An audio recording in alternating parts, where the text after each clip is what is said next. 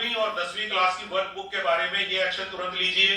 अभी के भी इस बात को नोट करिए और सभी अधिकारी अपने अपने स्टाफ की ड्यूटी लगाएंगे कि राजस्थान के 60% सीनियर सेकेंडरी स्कूल में 10वीं की जो वर्कबुक हमने भेजी है वो सफिशिएंट मात्रा में प्रिंट करा ली जाए। आप प्रिंट कराने के लिए समसा के बजट का इस्तेमाल कर सकते हैं, कोई भी बजट का इस्तेमाल कर सकते हैं। मेरी तरफ से पूरी परमिशन है आपको। कोई भी बजट, चाहे वो स्टूडेंट फंड का कोई बैलेंस पड़ा है, चाहे वो स्कूल ग्रांट में कोई गुंजाइश है, किसी दानदाता से पब्लिश करा लीजिए, मुझे नहीं पता, बट आप करा सकते हैं। 10वीं के बच्चों को अधिकार है कि उनकी बोर्ड परीक्षा के पहले उनको ये चीज मिले। मैं एक चीज और डिक्लेयर करना चाहता हूँ, समसा में और चुरू में मैंने देखा, सबसे पहले चुरू के लोगों ने कोई पोस्ट डाली, मैंने वो पढ़ी, फिर मैंने हमारे समसा के लोगों से बात की तो उन्होंने कहा कि सर हमने 10वीं और 12वीं के सभी सब्जेक्ट के क्वेश्चन बैंक तैयार किए हैं टेक्स्ट बुक पर आधारित। ये बात बहुत ध्यान से सुन लीजिए, क्योंकि आजकल हो ये रहा है कि आप लोगों से ज्यादा हम लोगों को पता होता है, जिले में बैठे हुए लोगों को कुछ पता नहीं होता है।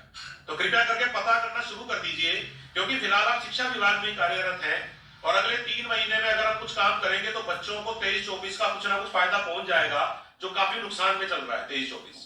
तो मैं ये कहना चाहता हूं कि ये question banks with in 1 month आपको दिए जाएंगे और मैं चाहूंगा कि 10वीं के आपको पहले दे दिए जाएं और 12वीं के भी आपको दे दिए जाएं सब्जेक्ट के एग्जाम के हिसाब से।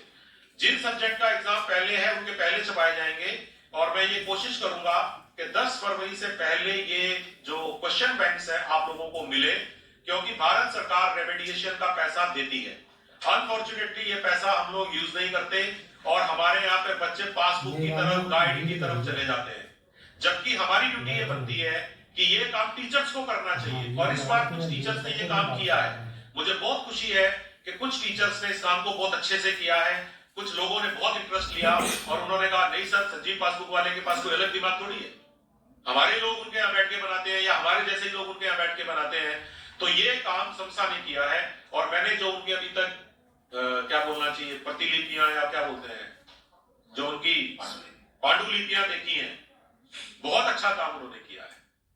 और मैं समझता हूं कि अगर ये बच्चों तक नहीं पहुंची 29 फरवरी तक तो ये हमारी गलती है। केवल 5-6 घंटे में बच्चा अपनी रिवीजन कर सकता है और मैंने बोर्ड की परीक्षा की डेट शीट में ये इंश्योर किया है कि बच्चों को 2-3 दिन का गैप मिले हर बड़े एग्जाम में जो ज्यादा पॉपुलर है। मेरी सोच तो आपके विभाग के हिसाब से ठीक चल रही है, मैं तो केवल प्रशासनिक दिमाग नहीं लगा रहा हूं, मैं तो शैक्षिक दिमाग भी लगा रहा हूं मेरा, लेकिन आप उसमें सहयोग करेंगे क्या मेरा? मुझे तो ये कई बार दिक्कत आने लगती है। तो मैं उम्मीद करता हूं कि समसा के द्वारा जल्दी ही जब क्वेश्चन बैंक प्रिंट करा के जिलों में सप्लाई किए जाएंगे तो इस बार आप पहले की तरह, जो आपको याद है सितंबर में मेरे को आपसे कितनी झगड़ेबाजी करनी पड़ी, जो आप वो 3री से 8वीं की वर्कबुक लेके बैठे थे, वो टोक का उदाहरण याद है आपको? मेरा टोक वालों को मैंने टोका था कि भैया तेरी तो सारी किताबें तेरे गोदाम में पड़ी हैं, याद होगा आप लोगों को। वो अब नहीं होना चाहिए, क्योंकि अब इमरजेंसी है। सितंबर में मेरे पास 6 महीने थे, अब मेरे पास 1 महीना है।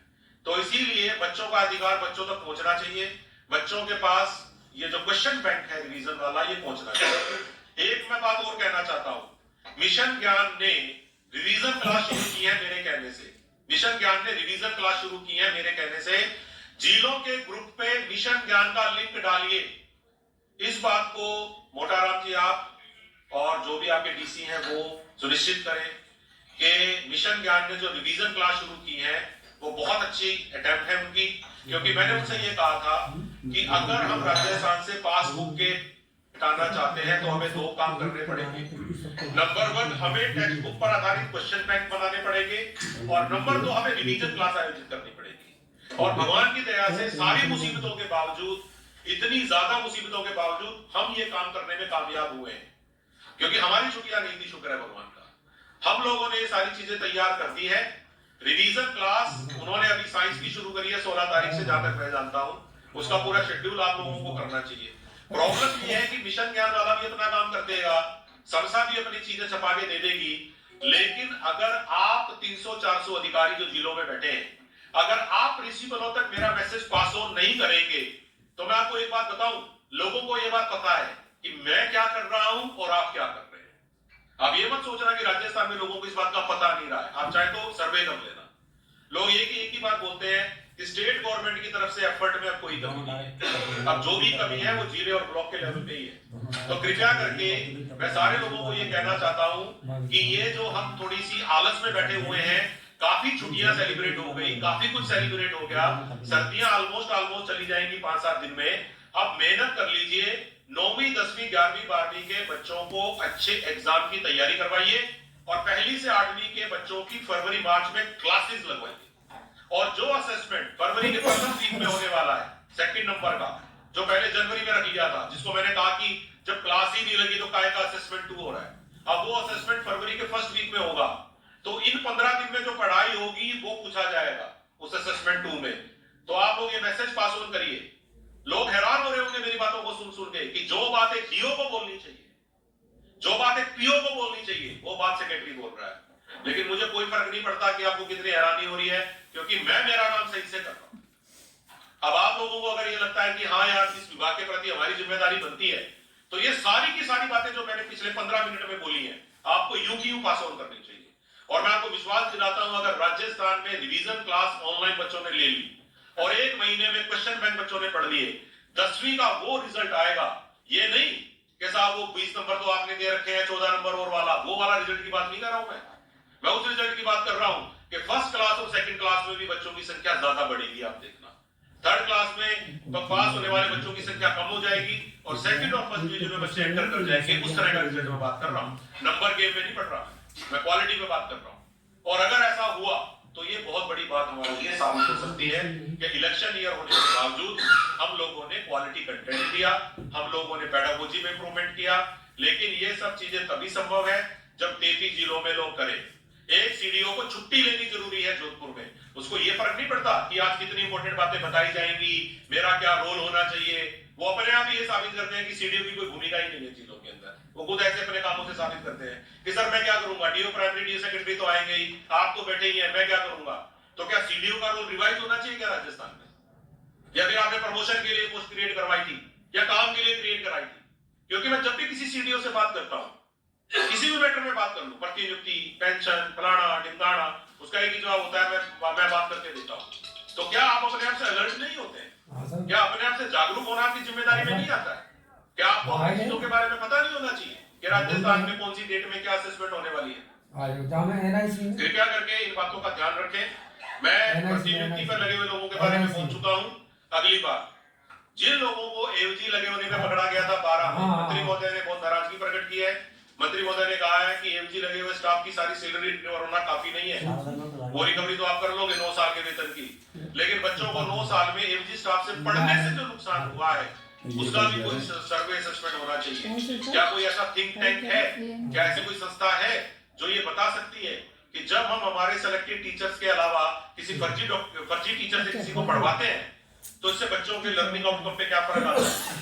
हालांकि मुझे भी ये लगता है कि उसको रुपए पैसे में बदलना मुश्किल होगा, लेकिन कोई असेसमेंट तो होती होगी। कायदा तो बनता है कि बच्चों के नुकसान का भी वसूली होनी चाहिए। हम तो केवल फाइनेंशियल वसूली की बात कर रहे हैं। एक बात और है, कई जिलों में सालों से महीनों से बहुत सारे लोग एब्सेंट चल रहे हैं। याद रखिए, इन एब्सेंट लोगों को बचाने का प्रयास नहीं करना चाहिए। आप इन लोगों को तुरंत या तो उनके खिलाफ 86 के केस बनाइए। 86 आपको पता होगी, लंबे समय से अनुपस्थित लोगों को बर्खास्त किया जाता है। अब ये लंबे समय से अनुपस्थित लोग और एमजी लोगों में ज्यादा डिफरेंस नहीं है मेरे हिसाब से, केवल इतना ही फर्क है कि उसने अपनी जगह आदमी नहीं छोड़ा। उसके बाद मैं ये भी कहना चाहूंगा कि माननीय मंत्री महोदय का कहना है, इसके आदेश किसके यहाँ से निकलेंगे देख लीजिएगा, राजपत्रित अधिकारी अपने नियंत्रण अधिकारी की अनुमति के बिना मुख्यालय नहीं छोड़ेंगे।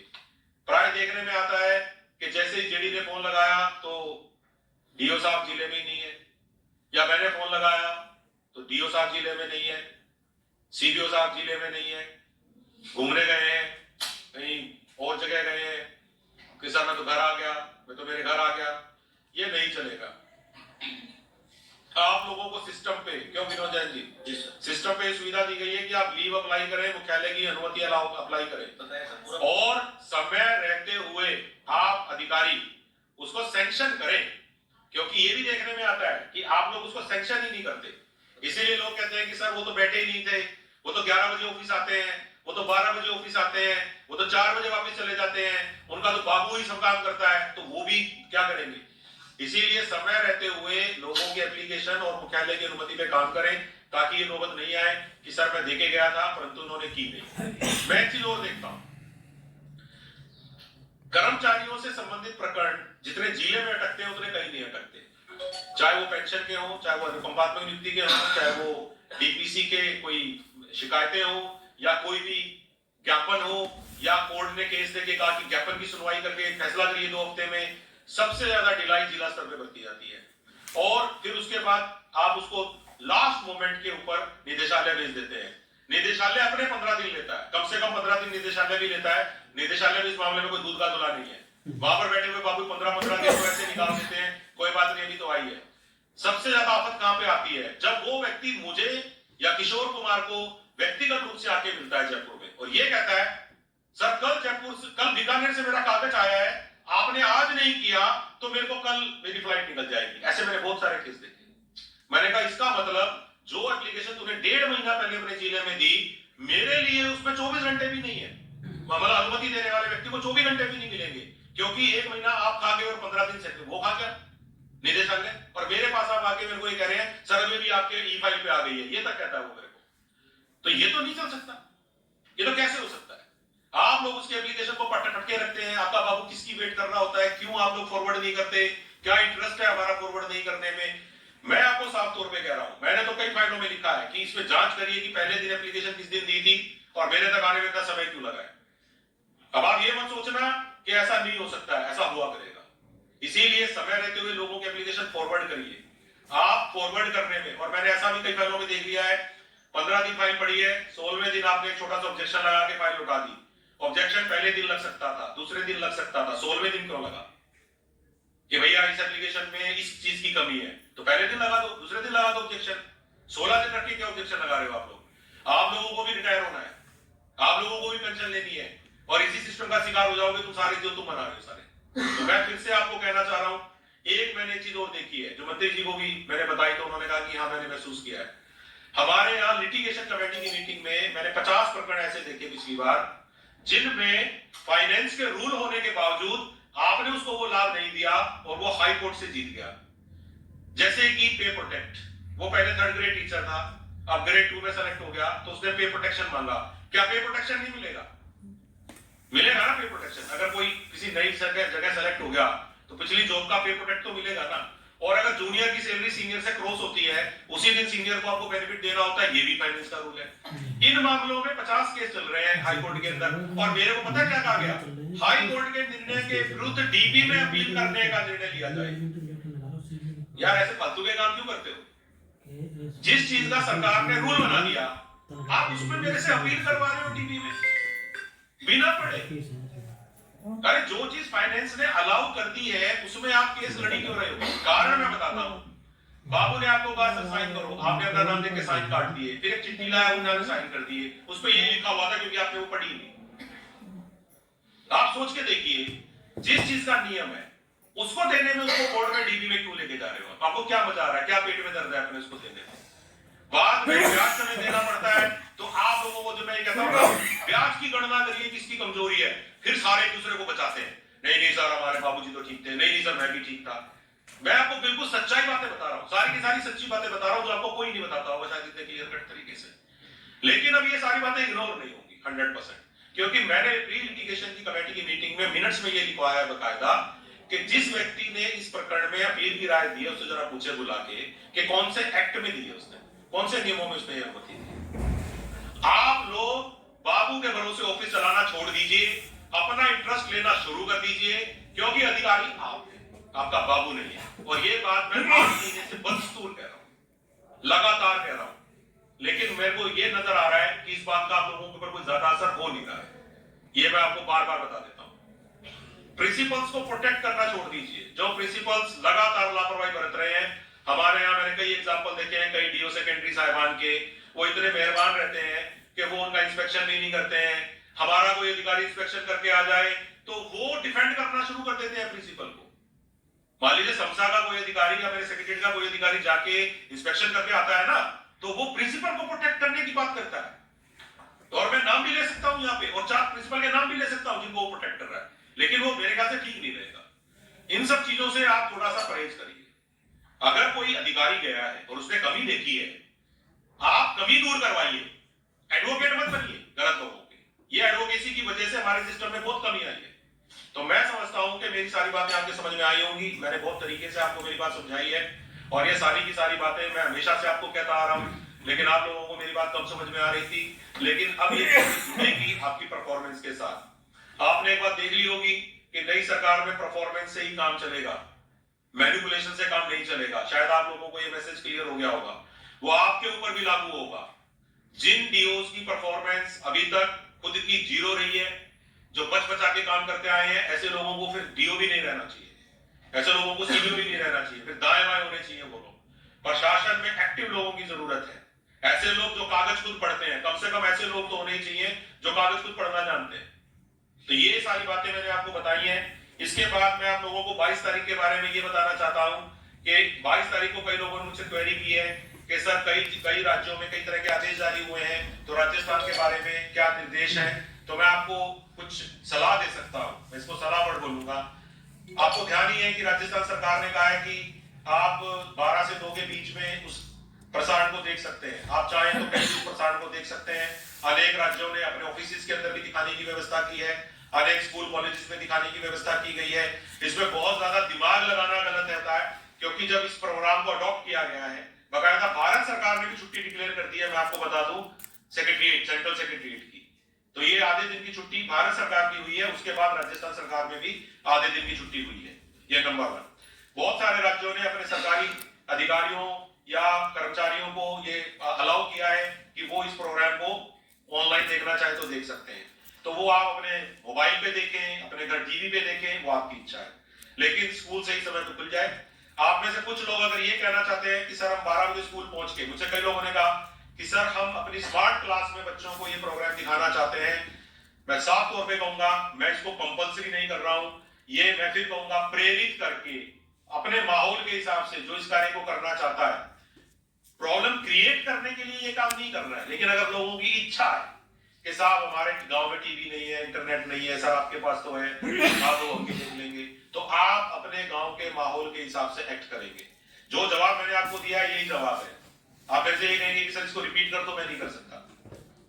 अब आप समझ गए होंगे। एक तो नंबर 1, इतना बड़ा स्टैंड लेने की जरूरत नहीं है कि ये गुनाह हो जाएगा, नहीं, क्योंकि मैंने गुजरात का ऑर्डर पढ़ लिया, हरियाणा का ऑर्डर पढ़ लिया, मैं सब पढ़ के बैठा हूं यहाँ पे, और उत्तर प्रदेश का विस्तृत 5 पेज का ऑर्डर पढ़ के आया हूं।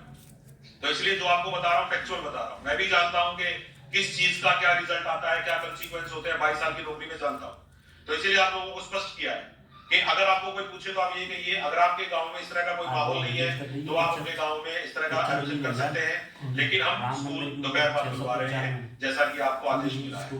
हमारा टाइम बाकी ऑफिस से अलग होता है, तो हमारा समय थोड़ा अलग रह सकता है। तो मैं समझता हूँ कि 10 से 4 हमारे विद्यालय का समय है, तो डेफिनेटली उसके हिसाब से हम भी 2 से 4 हमारा विद्यालय चला सकते हैं।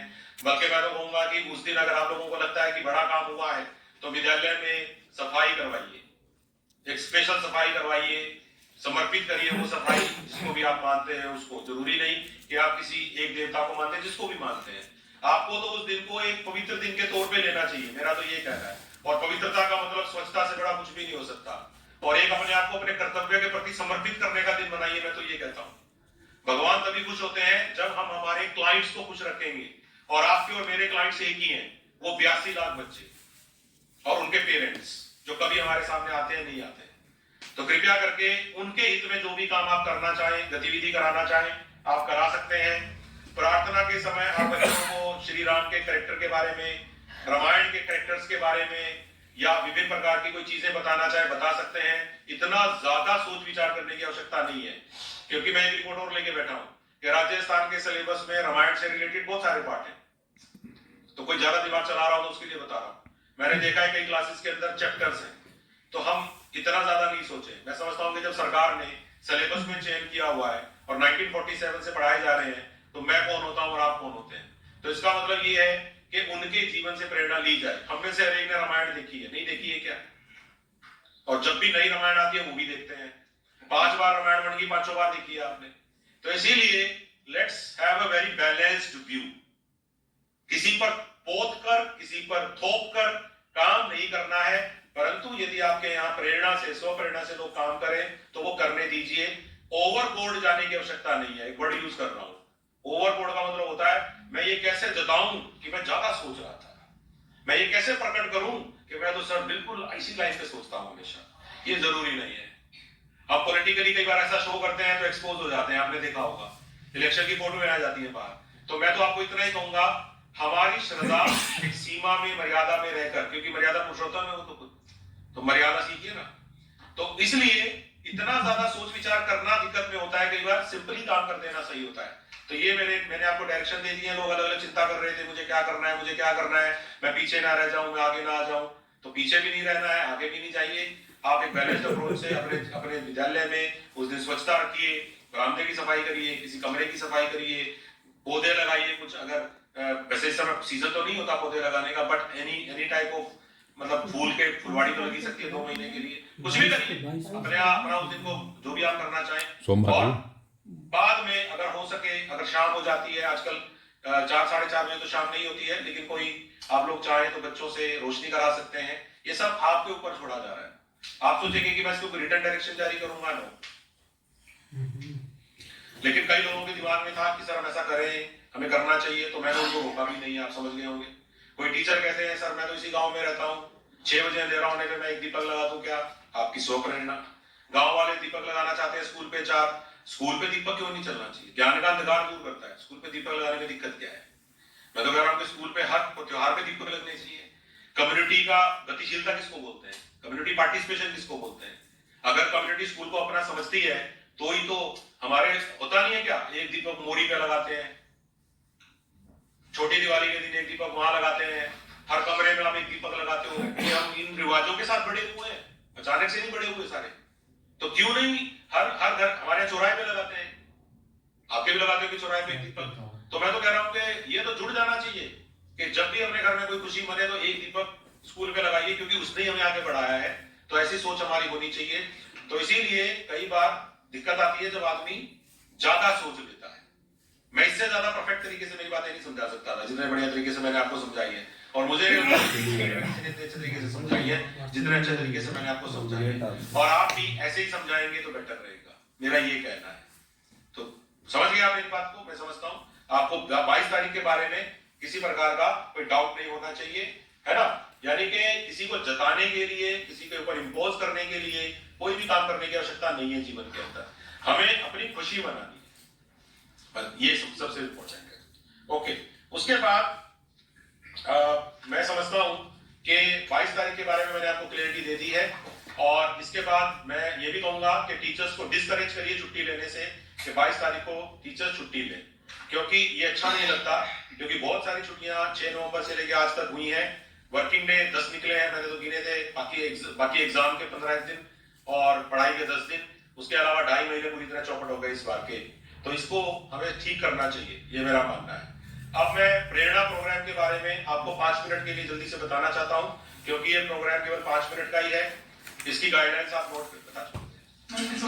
तो प्रेजेंटेशन चला दीजिए, मैं बता देता हूं।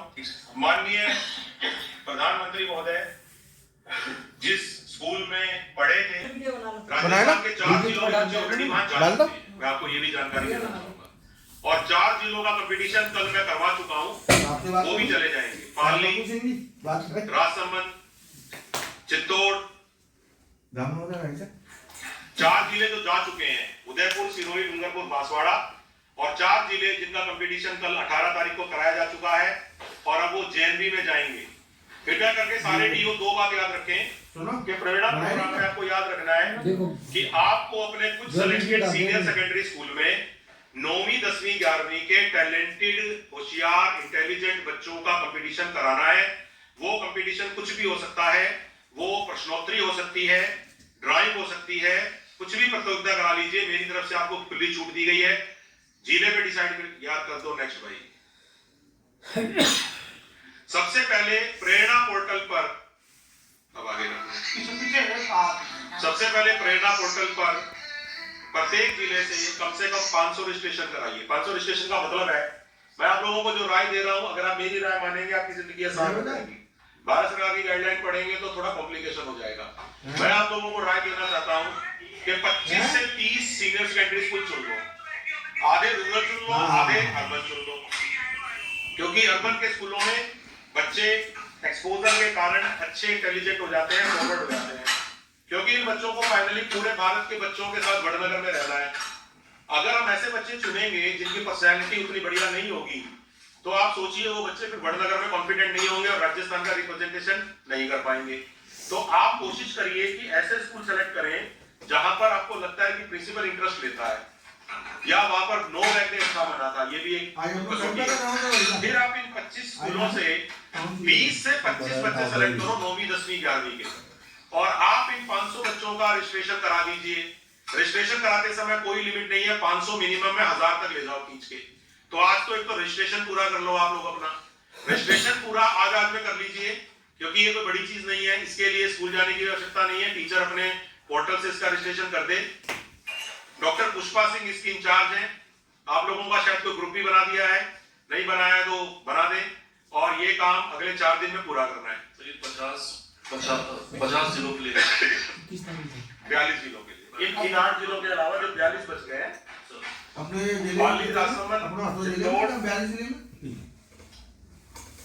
भीलवाड़ा, और उसके पहले के 4 जिले थे डूंगरपुर, बांसवाड़ा, उदयपुर एंड सिरोही। इन 8 जिलों के अलावा 42 जिलों को मैं निर्देश देना चाहता हूं कि आप अपने अच्छे 25 विद्यालयों का चयन करें। 25 विद्यालयों में आप 20-25 अच्छे बच्चों का चयन करें, उनका रजिस्ट्रेशन करें, उनका कंपटीशन कराएं। ये सारे कंपटीशन 23 और 24 तारीख में कराए जाएंगे। कृपया करके इस बात को नोट कर लें कि ये सारे कंपटीशन 23 और 24 तारीख में